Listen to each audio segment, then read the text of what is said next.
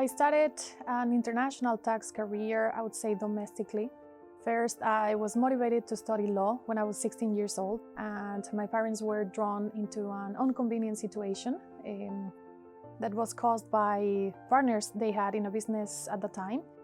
So, they were pulled into this situation where they were asked for proofs on several transactions, and it took months of lawyers and hard work to prove that everything was in order.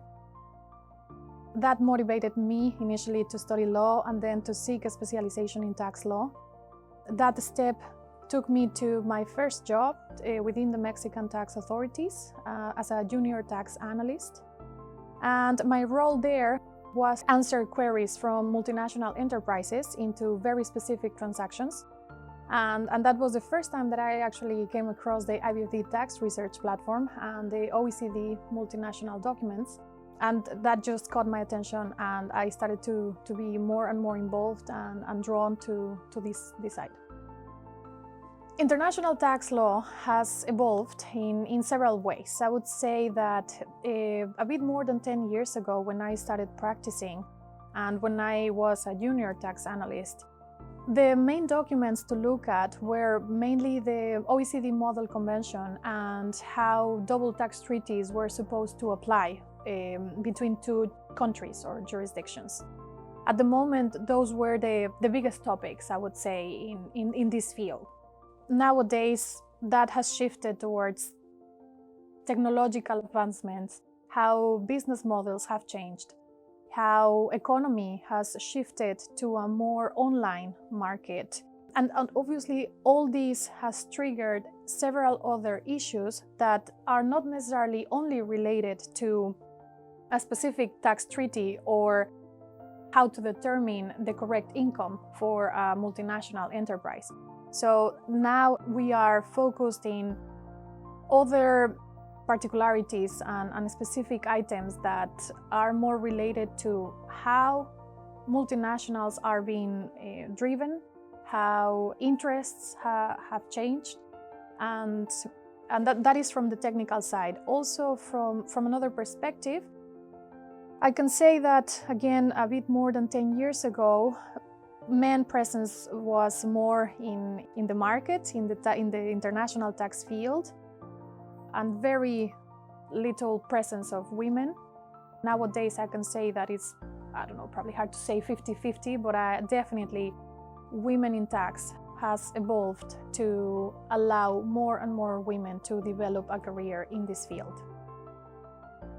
The current international landscape, as a result of the last 10 years, I think we are facing now a very strong presence of a lot of companies and businesses and markets being online. And everything, or almost a lot of everything in our lives, is taking place electronically. So we are now attached to several devices and items that are making our consumption being precisely online.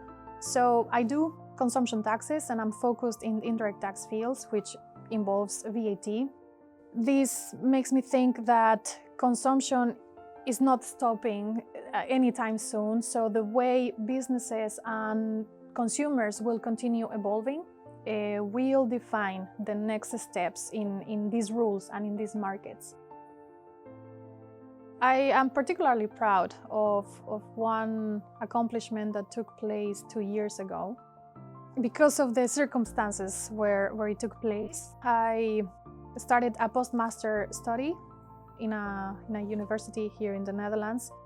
And that to me was with the goal of continue acquiring some knowledge and being part on top of the discussion of what is happening in the VAT world at a European level. I had great professors. I was positively pushed by my colleagues and my manager, and they said, well, you started, you finished. And then I wrote this thesis in a topic that was interesting and is still interesting for me. I was able to explain a complex topic in simple terms, and that is already, I think, the result of years of practicing and writing and being able to try and explain things easier. And the proudness comes from the fact that my colleagues and my classmates are also bright people, and they have experience and they have very interesting things to say. But well, I was awarded with this one because of the topic, because of the way it was written. It's also in the middle of an environment that was completely different to the environment I started to work more than 10 years ago. And that means I have been able to adapt, and I'm resilient to the system. So I'm willing to continue adapting, because I think that's the key, personal and professional, to continue adapting to what's happening, because nothing will stay still and things will continue to change. So yeah, that's why I'm proud of. What advice? Well, it's hard to say because of course we all have different interests.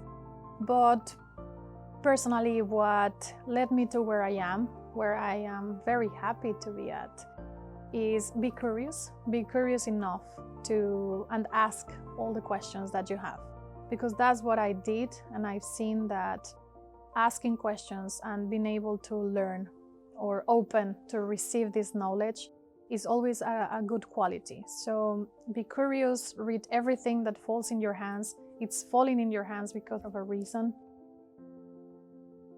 I still consider other people my leaders, so I think it will take me some years to consider as such, and eventually it will be an honor to know that some people are coming behind. With my team, I think being a leader means listening to people, listen to what they want to express, listening to their interests and paying attention to their own strengths, because we all have different skills and strengths.